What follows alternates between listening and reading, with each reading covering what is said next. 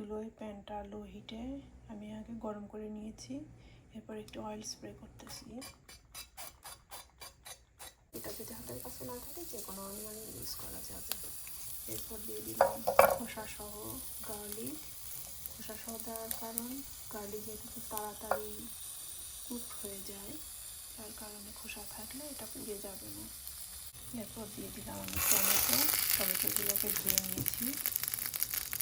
আর দিয়ে দিব হচ্ছে আমি একটা বড় সাইজের পেপার। চাইলে কেটে পিস পিস করে নেওয়া যায়, আবার আস্তেও দেওয়া যায়। আমার ক্যাপসিকামটা যেহেতু বড়, যার কারণে আমি এটাকে মাঝখানে হাফ করে নিয়েছি আর ভিতর থেকে সিডগুলো ফেলে দিয়েছি। ঢাকনা দিয়ে ঢেকে একদম লো হিটে কুক করে নিব। একটা পাশ হয়ে গেছে, এখন এটাকে উল্টাই দিচ্ছি। এখন দিকে একটা সাইড কুক হয়ে গেছে, আমার ঢাকনাটা থাকবে না। এখন ঢাকনাটা না ঢেকে এটাকে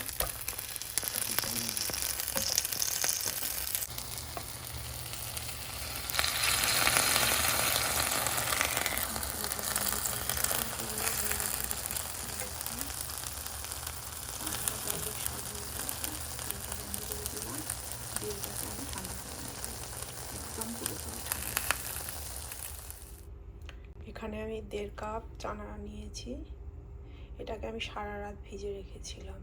এখন এর মধ্যে আমি দিয়ে দিচ্ছি পানি। 1.5 কাপ চানাতে আমি 1.5 লিটার পানি দিয়ে দিয়েছি। আর দিয়ে দিচ্ছি হচ্ছে লবণটা হাফ টিস্পুন। আর সিদ্ধ করার পর টেস্ট করে দেখব, যদি লবণ আরও লাগে কি লাগে না আমি তারপরে অ্যাড করব, যখন এটাকে আমি ব্লেন্ড করে নিব। এখন চুলোতে এই চানাগুলোকে আমি সিদ্ধ করে নিব, প্রপারলি সিদ্ধ করব, একদম সফট হবে কিন্তু গলে যাবে না। আমি প্রেশার কুকারে করব, এর ফলে যেটা হবে আমার চানাগুলো অনেক তাড়াতাড়ি কুক হয়ে যাবে। আমার এই পেপারগুলো পুরোপুরি ঠান্ডা হয়ে গেছে। এখন এটা থেকে আমি এইভাবে খোসাগুলো আমি এইভাবে ছিলে নিব। পুরোটার খোসা খোলা হয়ে গেছে, একে একে সবগুলোই আমি এর মধ্যে নিয়ে নিব। এভাবে টমেটোর খোসাগুলো ছিলে নেব।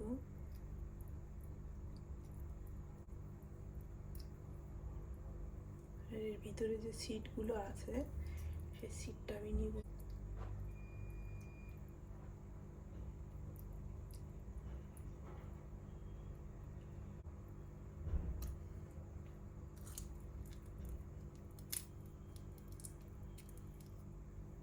রসুন, পেঁয়াজ, আমি যে চানাগুলো সিদ্ধ করেছিলাম সেটা পুরোপুরি ঠান্ডা হয়ে গেছে। চানার খোসাগুলো যদি এইভাবে ছাড়িয়ে নেওয়া যায় তাহলে কিন্তু এটা অনেক স্মুথ হবে। আর বাজারেও অনেক সময় হচ্ছে এই খোসা ছাড়াই চানা কিনতে পাওয়া যায়, সেটাতে করলে আরও ভালো হয়।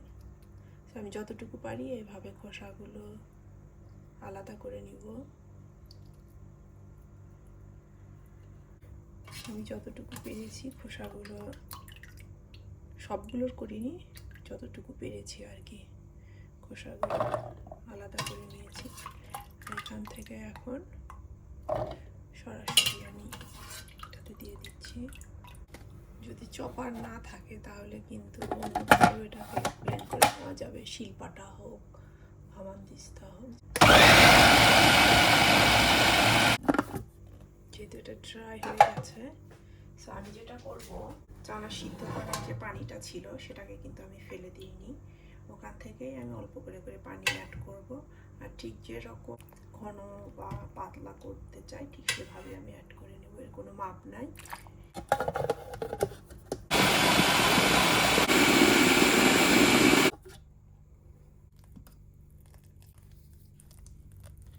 এর মধ্যে আমি দিয়ে দিচ্ছি ব্ল্যাক পেপার, লেমন জুস। আর আমি সিদ্ধ করার সময় যেহেতু হাফ টিস্পুন অ্যাড করেছিলাম, এখন একটু অল্প করে দিচ্ছি। আমার মনে হচ্ছে যে আমার টেস্ট অনুযায়ী আর একটু লাগবে, খুব বেশি না, 1/4 টিস্পুনের মতো। আর দিব হচ্ছে অলিভ অয়েল। কেউ যদি ঝাল পছন্দ করে, যেহেতু এটা হোম কুকিং, তো চাইলে কিন্তু যখন আমরা অনিয়ন, গার্লিক এগুলো যখন ড্রাই রোস্ট করে নিব, তখন কিন্তু রেড চিলি অথবা গ্রিন চিলিটাকেও রোস্ট করে নিয়ে সেটা অ্যাড করা যাবে। আবারও ব্লেন্ড করে নিচ্ছি।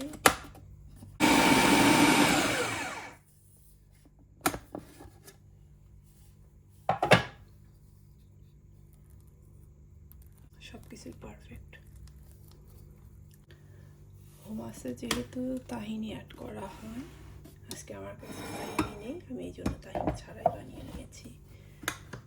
যদি কারো কাছে তাহিনি বা অলিভ অয়েল না থাকে, সেটা ছাড়াও কিন্তু বানিয়ে নেওয়া যাবে।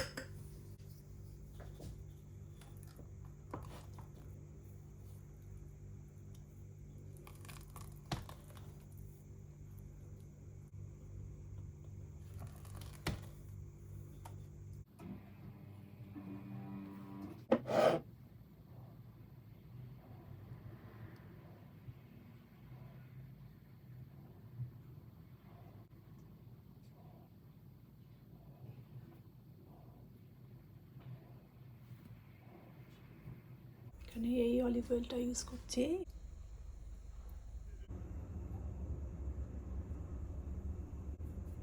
লাল মরিচের গুঁড়া, চিলি ফ্লেক্সটাও ইউজ করা যায়, ওটাও টেস্ট খারাপ লাগে না।